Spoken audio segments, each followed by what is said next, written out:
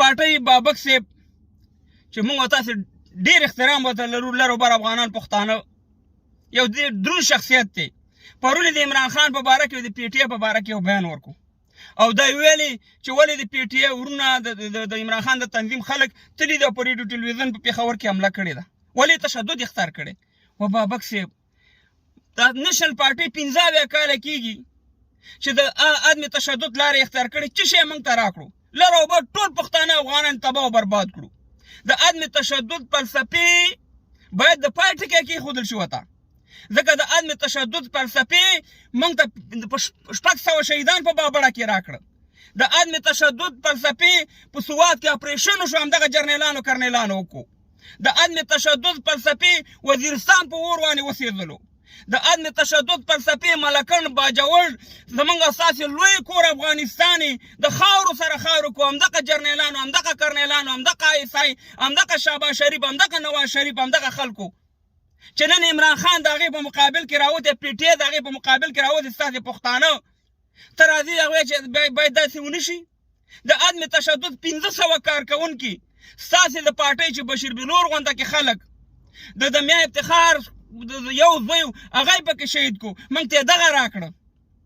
د عدم تشدد فلسفې خو 30 کاله فخر افغان باچا خان بابا په جیل کې اچولی او سي مهربانه عدم تشدد او عمران خان 3 ورځې چا پرې نه ښودو جیل ته، خپل خلک خپل پښتانه ورپسې ودرېدو او په 3 ورځو کې د محبس نه راویستو او فخر افغان باچا خان بابا 30 کاله تیر کړه.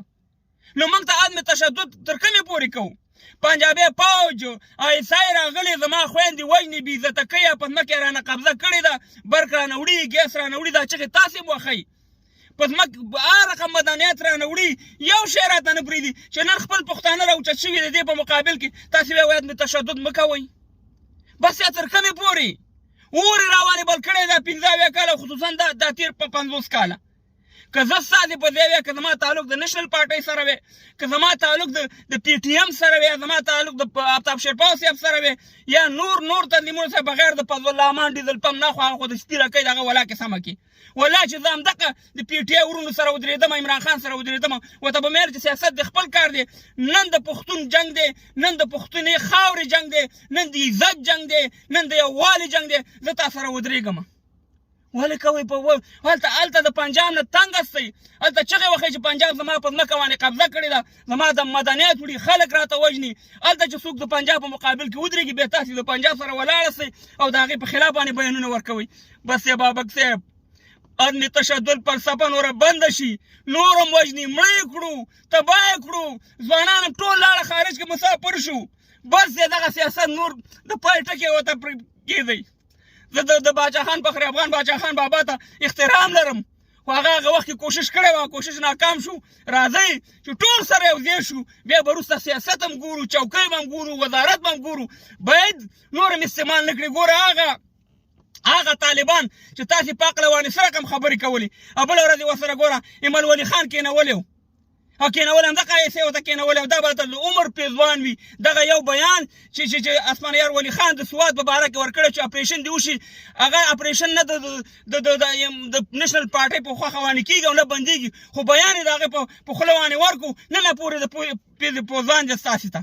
بس یا نور مو دوکه کېږي، مه غلطېږئ. راځئ ټول پښتانه سره یو ځای شو او د دغه ریاست نه، د دغه جرنیلانو فرعونانو نه خپل ازادي خپلواکي والو. هم به لر خوشحالی، هم به بر خوشحالی، پرمختګ په دغې باندې کېږي. په الله ستانو خو ولري. که د خپل وطن کې مړ شوم غیرتي، زه بچی د احمد شاه او ابدالي، دا پوره د سوکالي نوی کال خدای دې روح که نور بدل، زه اجاز شان لپاره یم په تکل.